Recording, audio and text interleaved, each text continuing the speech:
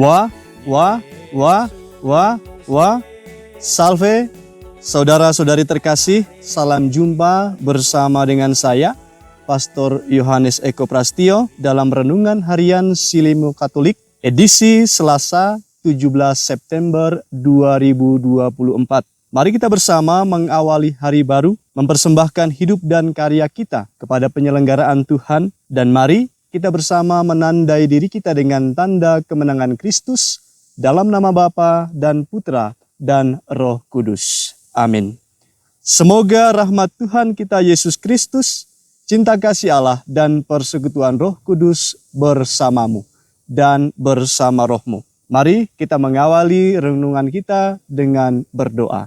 Marilah kita berdoa. Allah Bapa sumber kesatuan, Engkau menyatukan anak-anak-Mu untuk bertekun bersama dengan Yesus sebagai kepalanya.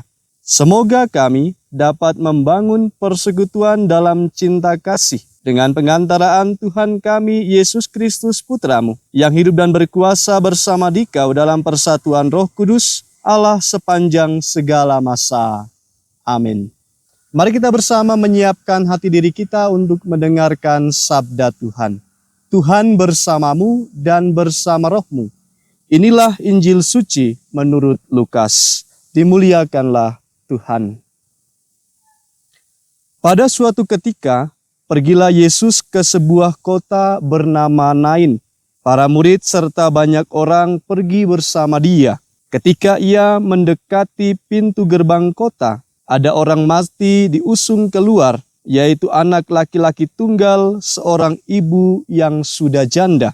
Banyak orang kota itu menyertai janda tersebut. Melihat janda itu, tergeraklah hati Tuhan oleh belas kasih. Lalu Tuhan berkata kepadanya, "Jangan menangis." Dihampirinya usungan jenazah itu dan disentuhnya.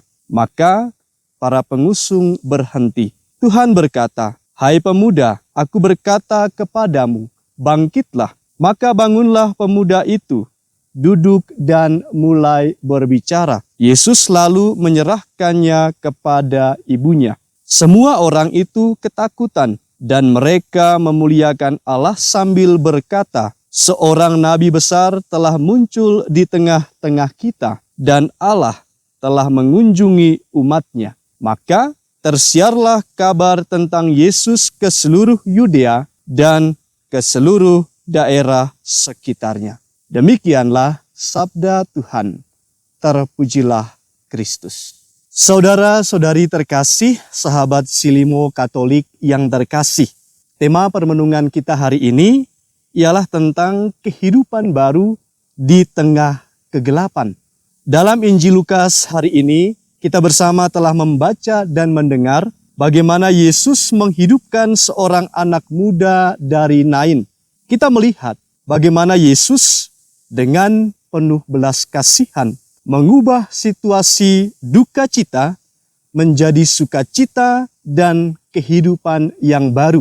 Kisah ini dimulai dengan Yesus memasuki kota Nain dan bertemu dengan banyak orang yang sedang mengusung jenazah seorang anak laki-laki.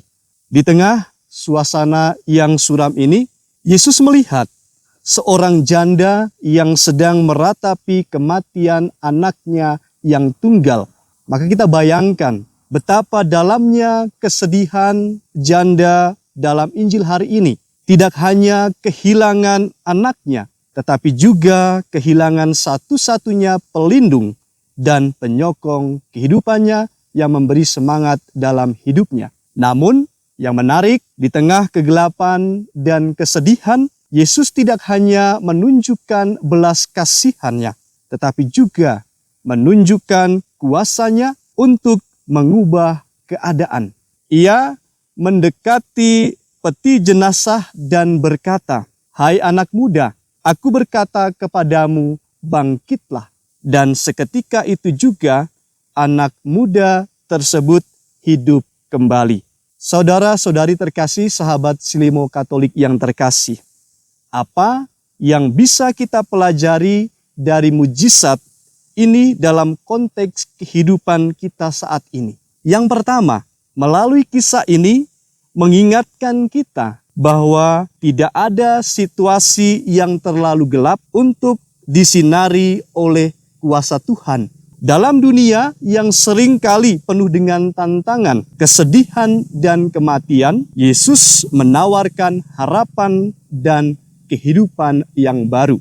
Dalam masyarakat kita yang seringkali berjuang dengan masalah kesehatan mental, ketidakadilan sosial, atau rasa kehilangan dan putus asa, melalui kisah ini mengajarkan kepada setiap kita bahwa Yesus datang untuk memberikan kehidupan, bahkan di tempat yang tampaknya tidak ada harapan sama sekali. Belas kasihannya tidak terbatas dan kuasanya mampu mengatasi segala kegelapan yang sedang kita hadapi dalam tugas perutusan kita masing-masing. Yang kedua, kita diajak untuk menjadi alat belas kasih di tangan Tuhan. Sebagaimana Yesus tidak hanya merasakan kepedihan janda tersebut, tetapi juga bertindak untuk mengubah keadaan.